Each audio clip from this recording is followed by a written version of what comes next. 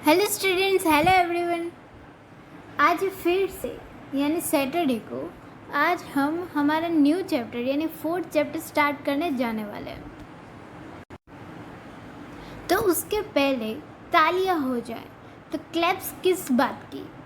तो देखो, हम 4th चैप्टर पे आ गए। उसके पहले के हमारे 3 चैप्टर फिनिश हो चुके हैं और ये तीनों चैप्टर्स के मैंने आपको वेटेज लिखवाए थे कि फर्स्ट चैप्टर का 8, सेकंड का 10 और थर्ड का 8। तो टोटल मिला के हो गया 26 मार्क्स। तो आपके बोर्ड के अंदर ये 3 चैप्टर में से 26 मार्क्स का पूछा जाता है या तो उसके नज़दीक में आसपास का। तो आप समझ लो कि अगर ये 3 चैप्टर आपके कम्प्लीटली पक्के हो गए तो बोर्ड में आपके 26 मार्क्स तो पक्के हैं। तो उसी तरह से अब हम स्टार्ट करने जा रहे हैं हमारा न्यू चैप्टर यानी 4th चैप्टर, जिसका नाम है बैंकिंग एंड मॉनेटरी पॉलिसी।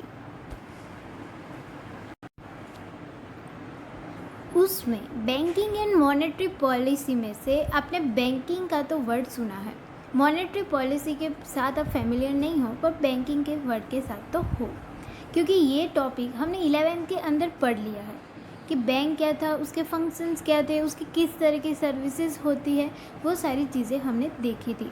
तो इसमें भी सिमिलर टाइप का थोड़ा कुछ देखना है और उसके अलावा भी कुछ नए टॉपिक्स है। तो हम देखेंगे सबसे पहले बैंकिंग के बारे में और दूसरा उसकी हिस्ट्री भी है कि बैंकिंग का इवोल्यूशन कैसे हुआ, तो हमें थोड़ी उसकी हिस्ट्री के बारे में भी देखना है, एज वेल एज बैंक की सर्विसेज कि बैंक किस तरह की सर्विसेज प्रोवाइड करती है वो भी देखेंगे। तो चलो, बैंकिंग एंड मॉनेटरी पॉलिसी में से सबसे पहले हम स्टार्ट करेंगे बैंकिंग से। तो आप सभी लोग अपने बुक के अंदर का पेज नंबर 35 निकाल दो और ये चैप्टर जो है वो बोर्ड के अंदर 10 मार्क्स में आता है। ये सारे जो भी मैं आपको वेटेज लिखवा रही हूँ ना, वो as per previous year blueprint से। इस साल अगर कोई चेंजेस आएंगे तो हो सकता है कि नए चेंजेस हो, पर पिछले 2-3 साल से तो ये वेटेज थे। तो अभी भी हम उसी तरह से चल रहे हैं, वही फॉर्मेट से। तो देखो, chapter 4 banking and monetary policy, उसमें introduction. All of us may be aware of the word bank. हमने सब ने बैंक वर्ड तो सुना ही है। We may have deposited our domestic savings in some banks in the form of term deposits or saving deposits. हमने हमारे जो भी डोमेस्टिक सेविंग्स यानी घरेलू जो भी हमने पैसे बचाए होते हैं वो सबको हमने डिपॉजिट करवाया होता है कोई ना कोई बैंक्स के अंदर as a form of term deposit या तो सेविंग डिपॉजिट, या तो हमने सेविंग डिपॉजिट्स के अकाउंट खुलवाया या तो फिर टर्म डिपॉजिट्स यानी एफडी करवाया, वो कुछ भी।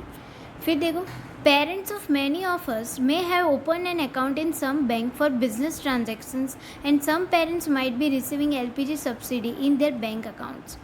हमारे कोई ना कोई पेरेंट्स जो होते हैं उन्होंने बैंक के अंदर अकाउंट खुलवाए होते हैं।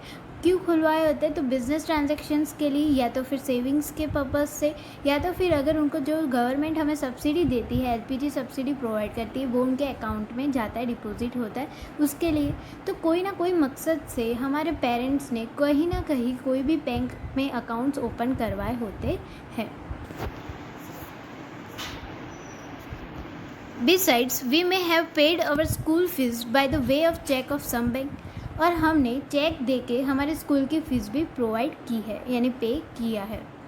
And may have withdrawn money from a bank to buy TV, refrigerator etcetera.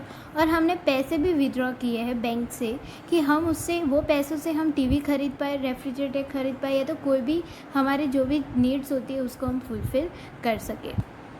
Parents of some of us may have borrowed money as a loan from a bank to purchase a house. देखो, पहले जो भी पैसे हमने withdraw किए वो हमारे खुद के पैसे थे जो हमने बैंक में रखे थे हमारे अकाउंट के अंदर, वो हमने उठाए थे।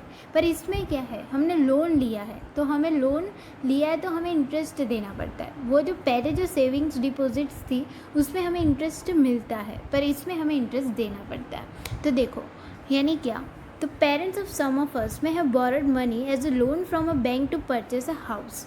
यानी हमारे कोई ना कोई पेरेंट्स ने लोन लिया होगा घर खरीदने के लिए, या तो कार खरीदने के लिए, या तो बिज़नेस पर्पज़ से। तो अलग अलग टाइप की लोन होती है जो हम बैंक से लेते हैं। Thus, in modern times, most of our monetary transactions take place through banks. Thus, in this chapter, we will get some idea about banks. तो ये चैप्टर में हम बैंक का हमें पूरा का पूरा आइडिया मिल जाएगा कि बैंक वाकई में क्या होता है और मॉडर्न टाइम के अंदर ज़्यादातर सारे ट्रांजैक्शन बैंक से ही किए जाते हैं. तो देखो, अब बैंक की हिस्ट्री है कि बैंक किस तरह से आया वो पढ़ना है. तो evolution and meaning of banks. In English language the word bank means heap और मास. इंग्लिश लैंग्वेज में बैंक को क्या कहते हैं? तो हीप और मास यानी जत्था. फिर देखो, in Sanskrit language the word akin to bank is bhanda which means collection of capital fund. और संस्कृत लैंग्वेज में बैंक को कहते हैं भांडा यानी भंडोल. जो भी कैपिटल होता है, जो भी फंड होता है वो भंडोल उसका मीनिंग होता है. भांडा का मीनिंग होता है कि bhandol, collection of capital. The word bhandol is derive from bhanda. और इससे ही तो वर्ड आया भंडोल. भांडा से डिराइव हुआ word bhandol. The English word bank originated from the Italian word banca और फ्रॉम फ्रेंच वर्ड बैंक. यानी देखो, इंग्लिश वर्ड जो है बैंक, तो वो कहाँ से आया? तो देखो, पहले जो लैंग्वेज दिया था, फर्स्ट लाइन में जो दिया था कि in English language the word bank means heap और मास, उसमें बताया कि बैंक का मीनिंग क्या है इंग्लिश लैंग्वेज के अंदर. तो हीप और मास, कोई भी चीज़ जो मतलब कि एक ढगलाમાં હોય એવું આપણે કહી શકીએ कि जो जत्थे में होती है उसे कहा जाता है बैंक. तो इसमें देखो, थर्ड लाइन में क्या कहा है कि the English word bank originated from the Italian word Banca. यानी ये इंग्लिश वर्ड जो है बैंक, जिसे हीप और मास कहा जाता है, वो कहाँ से डिराइव हुआ है? तो वो कहाँ से ओरिजिनेट हुआ है? तो is originated from the Italian word Banca. वो इटालियन वर्ड जो है बैंक का, उसमें से डिराइव हुआ है. और from the French word bank, और फ्रेंच वर्ड था बैंक, उसमें से. ये दोनों वर्ड में से बनकर मिलाकर वर्ड बैंक आया, जिसका मीनिंग होता है हीप और मास. और संस्कृत लैंग्वेज में भांडा से भंडोड़ हुआ और भंडोड़ से फिर अब हम उसे भी बैंक कहते हैं. Both these words meant a bench for money exchange. In olden days, European money lenders or money changers used to display coins of different countries in big heaps on benches or tables for the purpose of lending or exchanging. Thus, they were exchangers of various coins, currencies of various regions. Thus, the word bank came into use. यानी देखो, ये दोनों word का भी meaning क्या होता है, यानी जो फ्रेंच वर्ड, इटालियन वर्ड जो है, वो दोनों का मीनिंग क्या होता है? तो बेसिक मीनिंग उसका होता है बेंच. क्यों उसे बेंच कहा गया? क्योंकि देखो, पहले के ज़माने में जो भी यूरोपियन मनी लेंडर्स थे या तो मनी चेंजर्स थे, तो वो लोगों का काम क्या होता था? तो बेंच के ऊपर बैठने का और अलग अलग रीजन्स के जो भी करेंसीज होती है उसको डिस्प्ले में रखने की. और मतलब कि उनके बहुत डिस्प्ले में सिर्फ रखा होता है बेंच के ऊपर, पर उसके साइड में तो कोथड़े के अंदर यानी बैग्स के अंदर बहुत सारे ढगले होते हैं पैसे के या तो कॉइन्स के. ठीक है, तो वो लोग क्या करते थे? बेंच के ऊपर ये सारे अलग अलग करेंसीज रखते थे अलग अलग रीजन्स की डिस्प्ले में बेंच के ऊपर, और फिर उससे वो पैसे कमाते थे. यानी अपनी खुद की करेंसी भी रखते थे और दूसरे कंट्रीज़ की भी करेंसीज रखते थे कि जिससे मन चाहे वैसे बोली लगाकर वो पैसे लेते थे. और दूसरा जो अपनी करेंसी होती थी वो एज अ बैंक की तरह, जो ऐसे अभी बैंक हमें प्रोवाइड करता है पैसे इंटरेस्ट पे, उसी तरह से वो भी पैसे उनको प्रोवाइड करते थे अपने कस्टमर्स को. तो इस तरह से बैंक वर्ड आया यूज़ में. तो देखो, it can be concluded that the word bank is related to collection fund of money. यानी इन शॉर्ट बैंक का मीनिंग क्या होता है? तो बैंक का वर्ड किससे रिलेटेड है? तो वो कलेक्शन ऑफ मनी, यानी जो भी पैसे होते हैं जो एकदम जत्थे में होते हैं, हीप और मास में होते हैं, जो ज़्यादा मतलब कि वॉल्यूम में होते हैं, तो उसे कहा जाता है बैंक. देखो फिर, the bank of Barcelona set up in Spain in 1401 is known to be the first real bank established in the world. पूरे वर्ल्ड के अंदर सबसे पहली बैंक यानी जो रियल फर्स्ट बैंक जिसे कहा गया, वो बैंक का नाम है बैंक ऑफ बार्सिलोना, जो स्पेन में थी. तो कब? तो 1401 में वो एस्टेब्लिश्ड हुई. With the introduction of currency money, हाँ तो उसको अंडरलाइन कर लेना. The bank of Barcelona set up in Spain in 1401, इसको अंडरलाइन कर लेना. फिर देखो, with the introduction of currency money people started using money not only as a measuring rod of value, unit of account or medium of exchange, but also as a store of value and standard of deferred payments.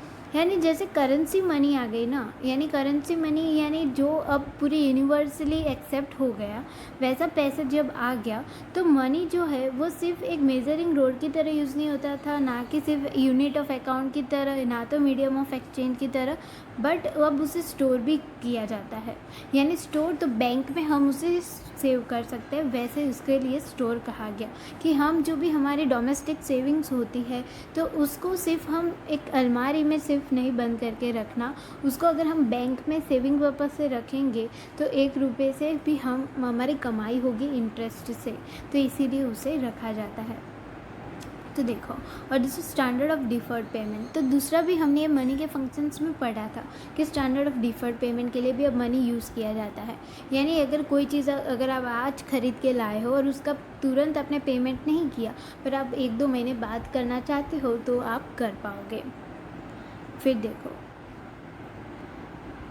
With furthering in the functions of money there arose a need to maintain the value of money. अब क्या हुआ, function of money को बढ़ाना था तो फिर क्या आया, तो there arouse a need to maintain the value of money. Functions तो हम बढ़ाएंगे पर जो वैल्यू ऑफ मनी होती है उसे सबसे पहले मेंटेन करके रखना ज़्यादा ज़रूरी है।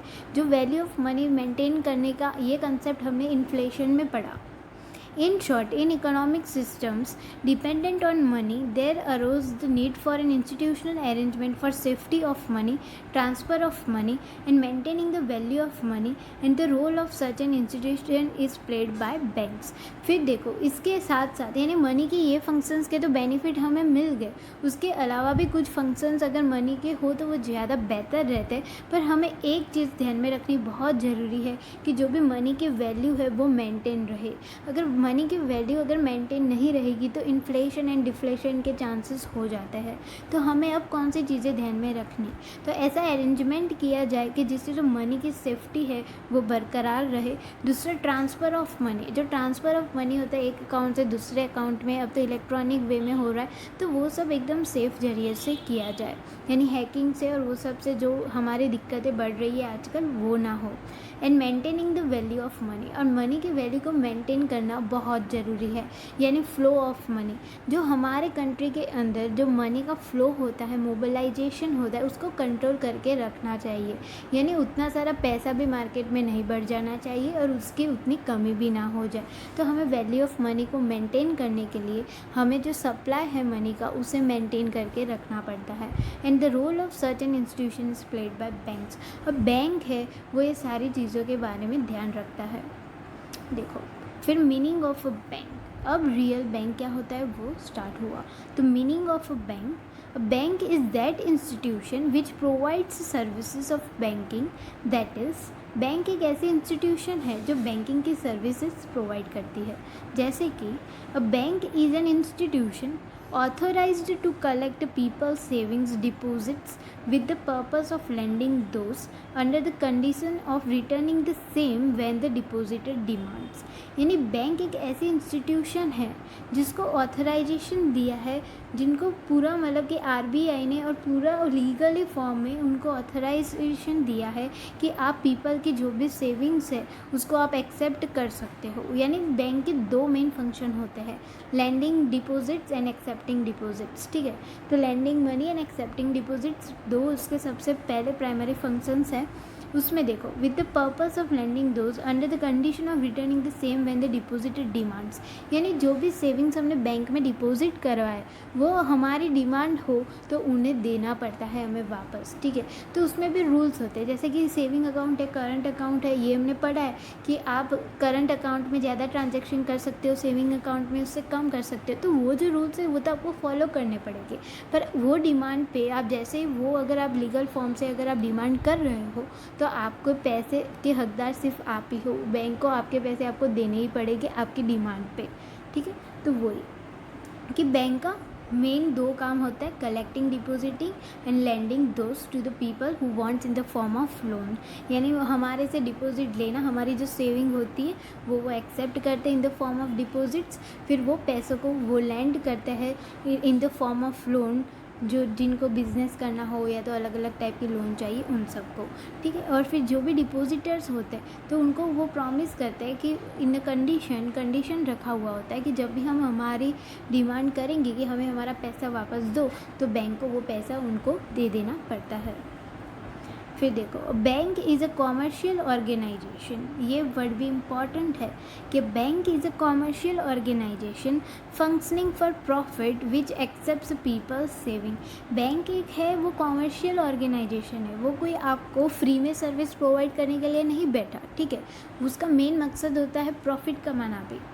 तो देखो, हमें सर्विस तो प्रोवाइड कर रहा है, उससे हमारी भी हेल्पफुल तो होती है, हमें भी हेल्प हो जाती है, पर उसका भी मेन काम होता है कि प्रॉफिट तो भाई हमें भी कमाना है। तो वो क्या करता है प्रॉफिट कमाने के लिए, विच एक्सेप्ट पीपल्स सेविंग्स। अब दूसरे पेज पे आ जाओ, which accept people's savings in the form of deposits and pay interest in return. तो वो क्या करता है, सबसे फर्स्ट फंक्शन कि एक्सेप्ट करता है हमारी सेविंग्स को, फिर वो हमें रिटर्न में हमें इंटरेस्ट पे करता है। It ensures the safety of this deposit, फिर हमारी जो भी डिपॉजिट्स होती है उसके सेफ्टी के बारे में भी वो गारंटी देता है। Lends money from this deposits to people who need money by charging them with interest. फिर बैंक क्या करता है दूसरा फंक्शन कि जो भी डिपॉजिट से उसके पास पैसा आया वो सारे पैसों को वो लैंड करता है वो लोगों को जिसको लोन के ज़रिए से ले जाने होते हैं। फिर वो जो लोन देता है लोगों को, उनके रिटर्न में वो क्या चार्ज करता है, तो interest. And invest the surplus fund in various sectors for development of the nation.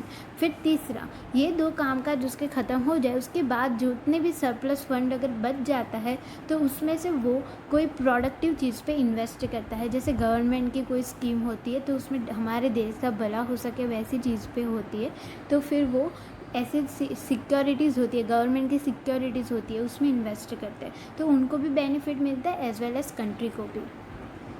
To state briefly, banks are instrumental in mobilising money. यानी बैंक एक ऐसा इंस्ट्रूमेंट है कि जिससे पैसे जो है ना वो मोबिलाइज हो सकते हैं। मनी का मोबिलाइजेशन होना यानी पैसे घुमाना, मार्केट के अंदर पैसे घुमाने का काम बैंक से ही होता है। क्योंकि देखो, हम सब है, हमारे जितने भी सेविंग्स होती है घरेलू डोमेस्टिक सेविंग्स, वो सब हम जाके बैंक पे रख के आते हैं, बैंक के पास रख के आते हैं और हमें उस पर भी इंटरेस्ट मिलता है, तो हमारा भी फ़ायदा हो जाता है। फिर दूसरा कि बैंक के पास पैसा आया तो बैंक क्या करता है, वो सारे पैसे जिनकी जो लोगों को ज़रूरत होती है उन सबको देता है, ठीक है। तो लोग भी वो पैसे लोन लेंगे, वो पैसों से फिर अपना बिजनेस करेंगे, तो बिज़नेस करेंगे, कमाएंगे, फिर से उनकी जो सेविंग होगी वो बैंक में जाके रखेंगे। तो बैंक एक ऐसा इंस्टीट्यूशन है जो पैसे घुमाने का काम करता है। Value of stock of money which is not mobilized among activities tends to fall at a future date. अब देखो, ये एक नया कंसेप्ट है, यानी value of stock of money, यानी जो पैसा जो हमने सेव करके रखा है अगर उसे हमें एक तिजोरी में या एक कबर्ड में बंद करके रखेंगे तो उसकी जो वैल्यू है फ्यूचर टाइम में गिर जाएगी, कम हो जाएगी। तो हमें उसका प्रोडक्टिव यूज़ करना हो तो हम बैंक में जाके उसे डिपॉजिट कर ले, तो उससे हमें इंटरेस्ट का भी इनकम हो जाता है, एज वेल एज वो पैसे कोई और के भी काम में आएंगे। तो इस तरह से हमें मोबिलाइज़ करना चाहिए पैसों को, सिर्फ वैसे ही एक जगह पे उसे बिठा देना चाहिए नहीं। तो अगर जो पैसे जो स्टॉक है मनी का वो अगर मोबिलाइज़ नहीं हो रहा तो उसकी जो वैल्यू है वो फ्यूचर टाइम में कम हो जाएगी। But in the opposite, value of circulating money tends to increase. पर ऐसे पैसे जो मार्केट के अंदर सर्कुलेट हो रहा है तो उनकी वैल्यू बढ़ेगी ही बढ़ेगी। देखो, अब 4.2 यानी क्लासिफिकेशन ऑफ बैंक्स, यानी जो बैंक्स के टाइप्स हैं वो। तो बैंक के मेनली दो तरह के टाइप्स है, सबसे पहला कॉमर्शियल बैंक एंड दूसरा सेंट्रल बैंक। तो इसमें देखो, सेंट्रल बैंक है वो बैंकर्स की बैंक है, ठीक है, सबसे बड़ी। अब सेंट्रल बैंक के कंट्रोल में ही होता है कॉमर्शियल बैंक भी। तो देखो, उसको कहा जाता है शेड्यूल बैंक्स। शेड्यूल बैंक्स जो होती है ना उसके पार्ट में आता है commercial bank and cooperative banks. अब कॉमर्शियल बैंक्स जो होती है उसके भी चार मेन सब पार्ट्स है। तो इन शॉर्ट क्या, तो सेंट्रल बैंक होता है, सेंट्रल बैंक का ही टाइप है शेड्यूल बैंक। शेड्यूल बैंक के अंदर ही दो कैटेगरीज है, commercial bank and cooperative banks. Commercial bank के अंदर 4 कैटेगरीज है। तो इस तरह से उसके टाइप से बाइफरकेट किए गए हुए हैं, यानी क्लासिफिकेशन ऑफ बैंक्स। तो अब हम देखेंगे कॉमर्शियल बैंक के बारे में कि कॉमर्शियल बैंक होता क्या है। तो कॉमर्शियल बैंक के वर्ड से ही आपको समझ में आ जाना चाहिए कि भाई कॉमर्स आया है इसके अंदर वर्ड। तो कॉमर्स का मीनिंग क्या होता है, तो ट्रेड प्लस ऑक्सिलरी सर्विसेज, ठीक है। तो उसमें से ट्रेड का मीनिंग क्या होता है कि प्रॉफिट कमाना, ठीक है। एक्सचेंज करो गुड्स एंड सर्विसेज, और वो हम क्यों करते हैं, तो हमारा मेन गोल होता है प्रॉफिट कमाना। तो कोई भी इकोनॉमिक एक्टिविटीज़ हो, ये सारी चीज़ें हमने 11th में पढ़ लिया है। तो वही इन शॉर्ट कि कॉमर्स अगर वर्ड आ जाए तो समझो कि उसमें प्रॉफिट तो होगा ही होगा। तो देखो कॉमर्शियल बैंक में according to the banking company act 1949, commercial bank is one which transacts the business of banking, that is accepting deposits from the people for the purpose of lending or investment, repayable on demand or otherwise and withdrawable by check, draft, pay order or otherwise। देखो एकदम precise इसका meaning दिया है। किसने दिया है, तो according to banking company act 1949, यानी ये वर्ड टू वर्ड आपको इसी तरह से लिखना पड़ेगा, इसके अंदर आप कोई भी चेंजेस कर सकते नहीं हैं। तो देखो क्या है, तो commercial bank is one which transacts the business of banking. देखो इधर वर्ड आ गया बिजनेस। मैंने कहा था कि जो बिज़नेस का भी मेन ऑब्जेक्टिव क्या होता है, प्रॉफिट कमाने का। तो ये कॉमर्शियल वर्ड जब भी आए तो एक चीज़ आप ध्यान में रख लो कि प्रॉफिट तो उसके अंदर होगा ही होगा। तो ये जितनी भी बैंक्स है तो वो फ्री में सर्विसेज प्रोवाइड नहीं करती, उनका भी मेन गोल होता है प्रॉफिट कमाना, वो भी एक तरह का बिजनेस ही कर रहे हैं। तो किस तरह का बिजनेस के अंदर क्या होता है, ये बैंकिंग बिजनेस के अंदर तो accepting deposit from the people for the purpose of lending और इन्वेस्टमेंट, यानी जो भी लोग हैं जिनकी सेविंग्स है उनके डिपॉजिट्स एक्सेप्ट करो और वो पैसे जो भी है उनको लैंड करो इन द फॉर्म ऑफ लोन। तो किसको और किस लिए, तो इन्वेस्टमेंट के पर्पस के लिए, ठीक है। कोई भी पर्सन लोन लेने जाता है तो वो अपने खुद के पर्पस के लिए भी होता है as well as investment purpose के लिए भी होता है। फिर रिपेएबल ऑन डिमांड और otherwise and withdrawable by cheque, draft, pay order और अदरवाइज। फिर जो भी पैसे हमने डिपॉजिट किए हैं बैंक के अंदर तो वो हमें वापस हमें रिपेएबल करेंगे हमारी डिमांड पर। अदरवाइज वो सारे पैसे हम विद्रॉ भी कर सकते हैं किस तरह से, तो चेक से, ड्राफ्ट से, पे ऑर्डर और अदरवाइज। दूसरे भी कई ऑप्शंस है। तो चेक तो आप सबको पता है। फिर ड्राफ्ट क्या, तो ड्राफ्ट एंड पे ऑर्डर ये दोनों भी सिमिलर ही है। ये दोनों का मेन काम होता है ट्रांसफ़र ऑफ। ड्राफ्ट की हेल्प से हम कोई भी बैंक की ब्रांच होती है उसमें हम हमारा पैसा ट्रांसफ़र करवा सकते हैं। पे ऑर्डर की हेल्प से जो हमारी बैंक होती है वो उसकी ही ब्रांच होती है, उसमें ही हम सिर्फ पैसा ट्रांसफ़र कर सकते हैं। तो ये दोनों के बीच का ये डिफरेंसेस है। अ commercial bank is a business unit which provides banking services for profit. इसको अंडरलाइन कर लो, सबसे मेन पॉइंट है कि कॉमर्शियल बैंक एक ऐसा बिजनेस है कि जहाँ पे बैंक की सर्विसेज प्रोवाइड की जाती है और उसके बदले में उसका मेन एम होता है प्रॉफिट अर्न करना। People enters their savings with the banks, which banks handle in the form of deposits. Banks also use some of these deposits for other economic activities and therefore they give interest to the depositors. Bank जो है वो बेवकूफ़ नहीं है, वो depositors के पैसे accept करती है तो वो उनको भी बेनिफिट देती है। अगर हम बैंक में जाके हमारे पैसे डिपॉजिट करवाते हैं तो हमारा बेनिफिट क्या होता है कि हमें इंटरेस्ट मिलता है।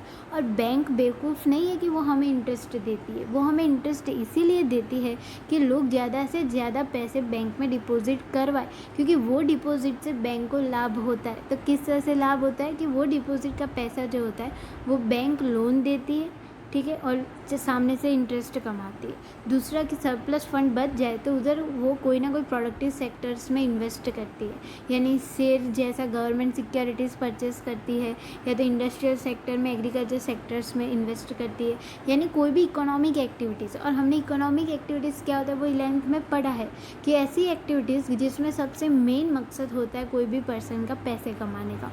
तो बैंक भी क्या करती है, जितने भी डिपॉजिट्स आती है उसको इस तरह से यूज़ करती है कि उससे वो ज़्यादा से ज़्यादा रिटर्न्स कमा सके।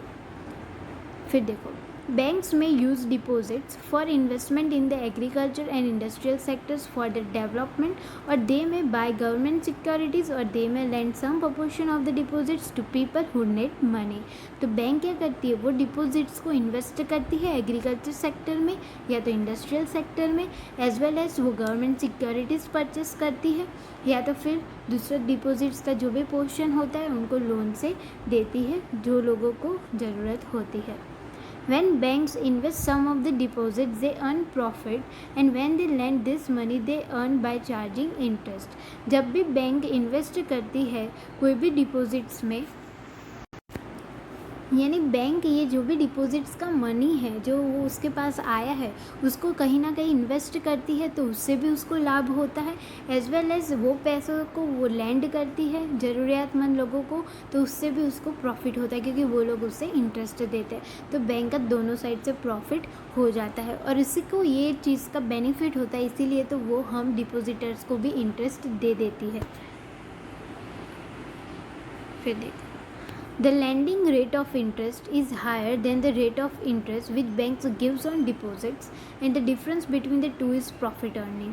यानी बैंक जो है वो हमें डिपॉजिटर्स को जो इंटरेस्ट देती है वो कम देती है, और जिनको लोन देती है उनके सामने जो इंटरेस्ट लेती है वो ज़्यादा लेती है, इसीलिए तो ये दोनों का डिफरेंस जो पड़ता है उससे तो वो प्रॉफिट कमाती है। Hence banks are called commercial institution, इसीलिए तो बैंक्स को कॉमर्शियल इंस्टीट्यूशंस कहा जाता है। In other words, banks undertake activity of mobilising people's money in order to make profit, and therefore they are commercial institutions. फिर दूसरा क्या, बैंक सबसे मेन अपना रोल प्ले करती है मोबिलाइजिंग करना, यानी मोबिलाइजिंग एक्टिविटी, यानी पीपल का जो भी मनी है उसको सर्कुलेट करना और उससे प्रॉफिट्स कमाना। तो वो किस तरह से, तो कहीं से उसको डिपॉजिट मिला, ठीक है, उसके बैंक के अंदर डिपॉजिट्स आया तो उस पर वो इंटरेस्ट ज़रूर देती है, पर फिर वो क्या करती है, वो पैसों को लैंड भी करती है दूसरे लोगों को और वो लोग उनको सामने इंटरेस्ट दे के जाते हैं। तो वो लोग क्या करेंगे, उसका भी प्रोडक्टिव यूज़ करेंगे, कोई ना कोई बिजनेस में, या तो फिर कोई कार खरीदेंगे या एजुकेशन पर्पज़ के लिए। तो इन शॉर्ट क्या होता है कि ये सारे प्रोडक्टिव एक्टिविटीज़ में यूज़ होता है और उससे भी वो लोग कोई ना कोई प्रॉफिट कमाएंगे, उनका भी सेविंग बढ़ेगा, वो सेविंग को वो लोग फिर से बैंक में जाके डिपॉजिट करेंगे। तो इस तरह से वो मोबिलाइज करने में भी हेल्प करते हैं, यानी circulation of money, peoples money. तो बैंक को इसीलिए कॉमर्शियल इंस्टीट्यूट कहा गया कि वो फ्री में सर्विस प्रोवाइड नहीं करता, वो ये सारी सर्विस प्रोवाइड करता है पर उसका मेन गोल प्रॉफिट कमाने का भी होता है। तो ये जो दोनों का डिफरेंस होता है, यानी डिपॉजिटर्स को इंटरेस्ट जो रेट पे देता है वो, और वो लोन देता है जिस इंटरेस्ट रेट पे, ये दोनों का जो डिफरेंस होता है वो उसके लिए मेन कमाई का सोर्स होता है। तो आज इधर तक रखते हैं, फिर नेक्स्ट क्लास से हम पढ़ेंगे फंक्शंस ऑफ कॉमर्शियल बैंक्स।